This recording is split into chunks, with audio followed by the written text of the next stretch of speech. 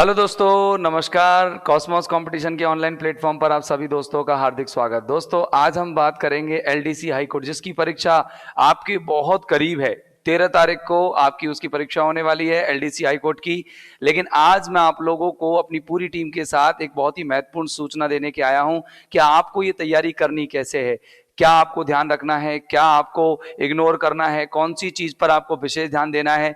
मैं पहले इंग्लिश विषय के बारे में बात करूंगा, उसके बाद हिंदी वाले एक्सपर्ट हिंदी के बारे में बात करेंगे, और फिर जीके एक्सपर्ट पोसवाल सर आपको जीके के बारे में बात करेंगे।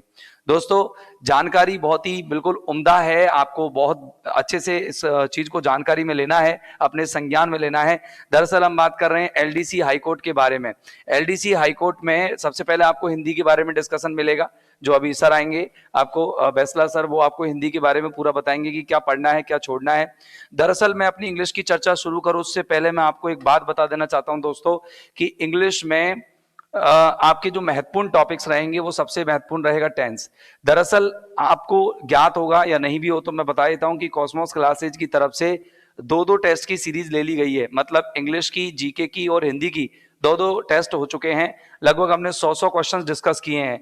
देखो सर, महत्वपूर्ण ये नहीं कि हमने 100 क्वेश्चन डिस्कस किए, महत्वपूर्ण ये कि हमने 100 अलग अलग कॉन्सेप्ट्स डिस्कस किए हैं। वो अलग अलग कॉन्सेप्ट्स आप लोगों के लिए निश्चित तौर से बहुत ही कामगार होंगे। आप लोगों की सफलता का परचम आप लोगों के साथ लेकर के चलेंगे। लेकिन उससे पहले मैं बता देता हूं कि आपको किन किन चीजों पर ध्यान देना है। सबसे पहले आपको ध्यान देना है टेंस में, और टेंस में भी विशेष तौर से जो टेंस पढ़ना है मैं आपको बता देता हूं। सबसे पहले विशेष ध्यान देना है आपको प्रेजेंट इंडेफिनिट टेंस पे। इसके बाद आपको ध्यान देना है पास्ट के इंडेफिनिट पर। फिर आपको ध्यान देना है पास्ट के परफेक्ट पर। और आपको एक टेंस और विशेष तौर से ध्यान देना है, वो है फ्यूचर का indefinite, future indefinite. Conditional sentence में आपको इसमें एक सीक्वेंस ऑफ टेंसेस नाम का ये टॉपिक जुड़ा हुआ है। इसमें आप लोगों को कंडीशनल सेंटेंस पे ध्यान देना है, इफ क्लॉज वाले।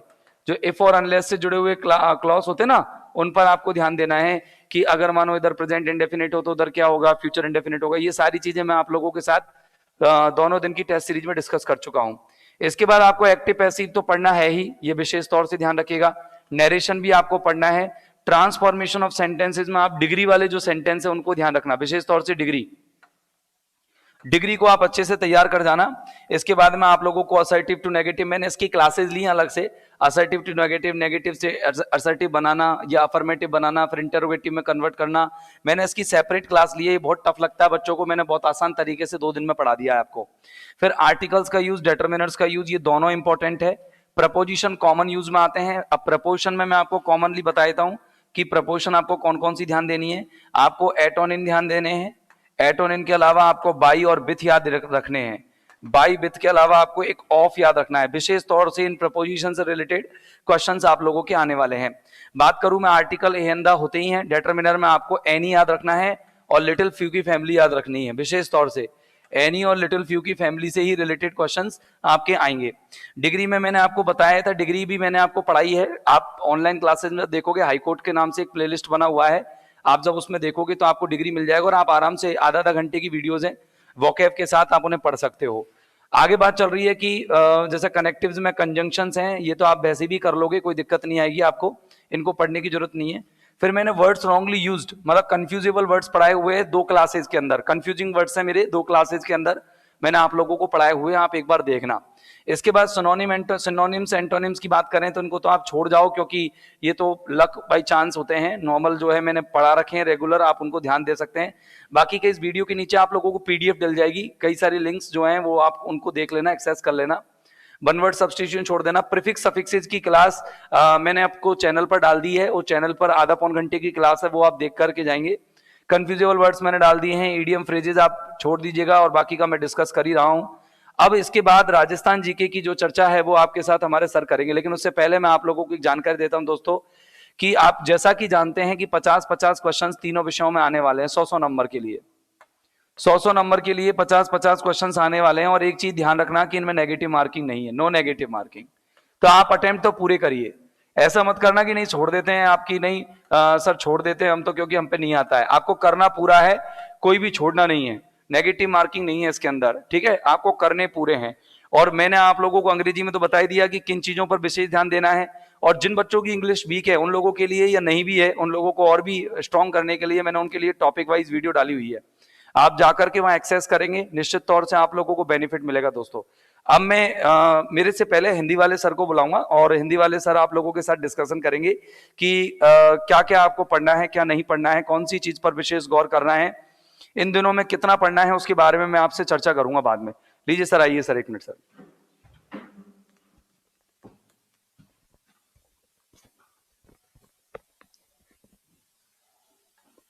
पेज निकाल दो। लीजिए सर। हाँ, तो गुड इवनिंग स्टूडेंट, सभी को गुड इवनिंग।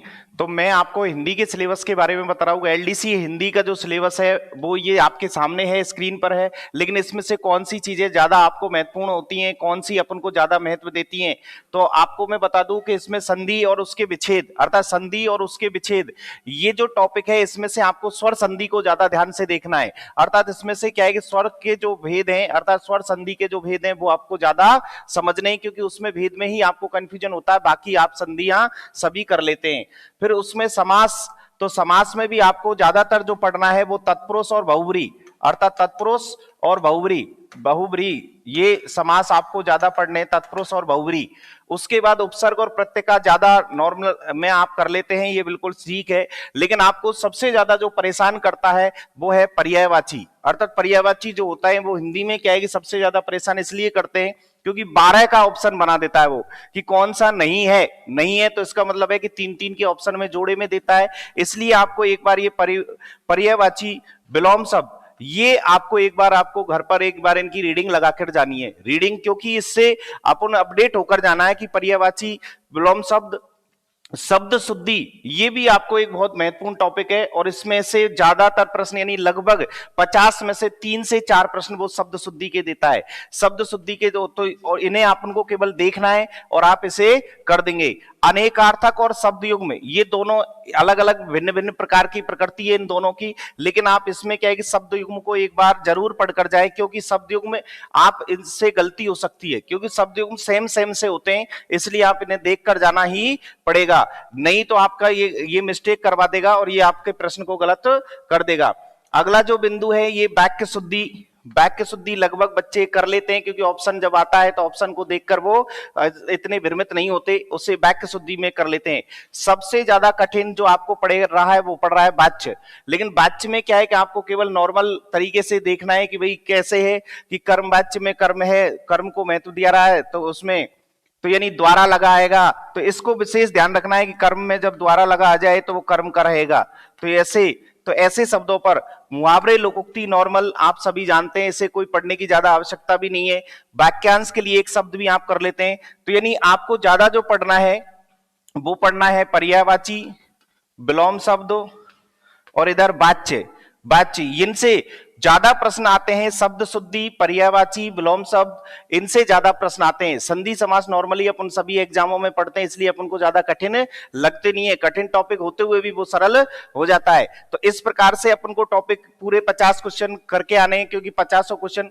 लेकिन मेरी एक अपनी परामर्श राय ये है, पर्सनल आपको राय में दे रहा हूं कि मेरी व्यक्तिगत जो सोच है उसमें यह कि बच्चा हिंदी के पेपर को नॉर्मल ले लाता है और नॉर्मल ले जाकर वो जल्दी करता है, तो इसलिए आपको एक तो पूरा प्रश्न पढ़ना है और चारों ऑप्शन पढ़कर फिर आंसर देना है। नहीं तो हिंदी में क्या है, कभी कभी अपन है समझकर वो नहीं वाला प्रश्न कर देता है कि निम्न में से पर्यायवाची नहीं है और अपन पहले कोई अपन क्लिक कर जाते हैं।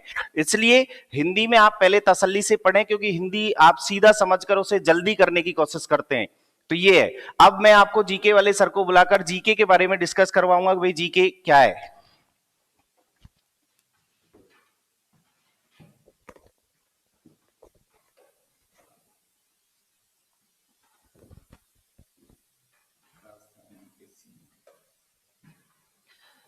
हाँ भाई एलडीसी बाबू, आपको नमस्कार। मैंने आपको पहले ही एलडीसी बाबू बना दिया है, अब कोई टेंशन की बात नहीं है, मेरा आशीर्वाद आपके साथ है। और पेपर को आप अच्छे से करना, आपका पक्का सिलेक्शन होगा, घबराना नहीं है। कुछ छोटी छोटी बातें हैं, सिलेबस आपने पढ़ रखा है, सिलेबस आपको सबको पता है, क्योंकि जो तैयारी करता है वो अपने पास सिलेबस रखता है।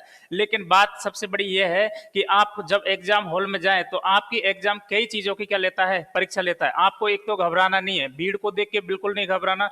दूसरी बात यह है कि पेपर को हल करते समय देवताओं को चूमे नहीं, क्योंकि देवताओं के सवामणि से पेपर हल नहीं होते हैं। यानी देवताओं की अगर भ्रांति आपने अगर दिमाग में बैठा ली तो आपका पेपर वहीं से गड़बड़ हो जाएगा। यानी आपको आराम से बैठना है, तसल्ली के साथ पेपर को पढ़ना है और आंसर देना है। नेगेटिव पेपर में है नहीं है बिल्कुल भी। आपको टॉपिक वो क्वेश्चन को सही ढंग से पढ़ना है। क्वेश्चन में एक पीछे की साइड में नहीं छुपा होता है, उस नहीं को बड़े गौर से पढ़ना है और उसका आंसर आराम से देना है, क्योंकि आपके पास समय पूर्ण होता है। पर आप क्या है कि जल्दीबाजी के चक्कर में ओमार सीट को जब भर देते हैं तो उसके बाद में आप जो मिटाने के लिए कोई भी चीज वस्तु मांगते हैं तो फिर वहां मिलती भी नहीं है। वो क्वेश्चन क्या माना जाएगा, आपका गलत माना जाएगा। कुछ महत्वपूर्ण तथ्य हैं, उन पे आपको विशेष जोर देना है। जैसे कला संस्कृति में आपके एक तो 1857 की क्रांति है, यहाँ से एक क्वेश्चन पक्का छपने वाला है। उसके बाद में आपके है कृषक आंदोलन, यानी कृषि से संबंधित जो आंदोलन हुए थे उन कृषक आंदोलन पे आपको जोर देना है। उसके बाद में आपके एक आएगा प्रजामंडल आंदोलन से, तो ये प्रजामंडल आंदोलन है, इस पे आपको जोर देना है।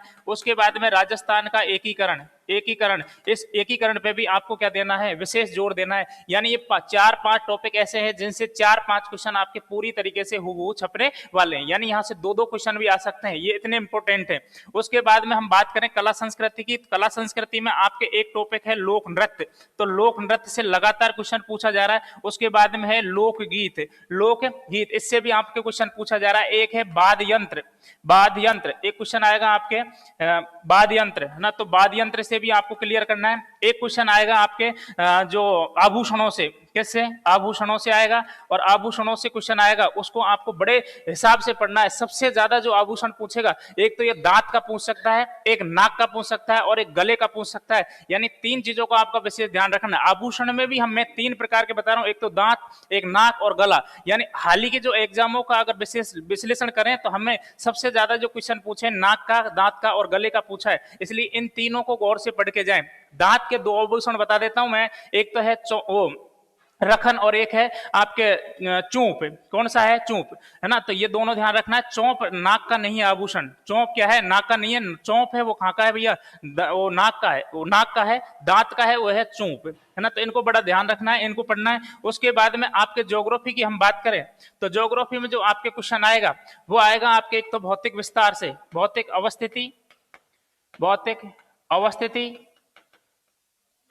अवस्थिति एवं विस्तार से क्वेश्चन आएगा। उसके बाद में जो एक अरावली पर्वतमाला से आ जाएगा, किससे आएगा, अरावली पर्वतमाला में आपको पढ़नी है चोटी से क्वेश्चन आएगा। उसके बाद में आपके आएगा एक कृषि से संबंधित एक बहुउद्देशीय परियोजनाओं से क्वेश्चन आएगा। और हाँ, मिट्टी के कितने प्रकार हैं, इनसे भी आपके क्वेश्चन आ सकता है। मिट्टी के जो जितने भी प्रकार है उनसे आपके क्या है, क्वेश्चन बनने की पूरी संभावना है। मिट्टी के कितने प्रकार है।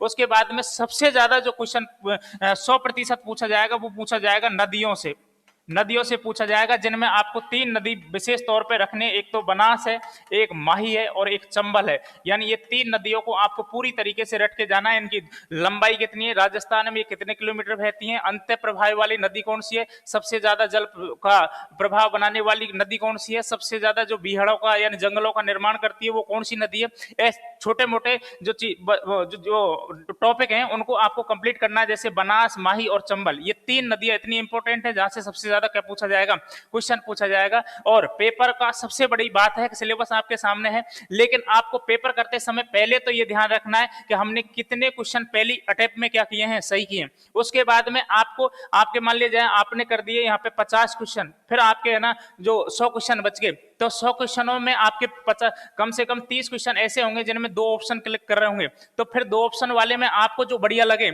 उसको करना है। उसके बाद में आपके पास क्वेश्चन बच गए 70 क्वेश्चन बचे, तो 70 क्वेश्चन में आपके पास नेगेटिव है नहीं है, तो 70 जो क्वेश्चन बचे उनमें आपको एक ही काम करना है कि आप पहले जो आपने किए हैं 50 और 30 क्वेश्चन, उनमें कौन सा ऑप्शन सर्वाधिक भर दिया, जो ऑप्शन आपने सर्वाधिक भर दिया उस ऑप्शन को आप कम भरें, जबकि आप दूसरा ऑप्शन है उसको क्या भरें, ज्यादा भरें। जो ऑप्शन कम भरा है ना आपने, क्योंकि आपको विश्वास होना चाहिए कि हमारे ये क्वेश्चन तो बिल्कुल राइट है, फिर इनकी ऑप्शन को गिनना है, क्योंकि चारों ऑप्शन बराबर से आएंगे।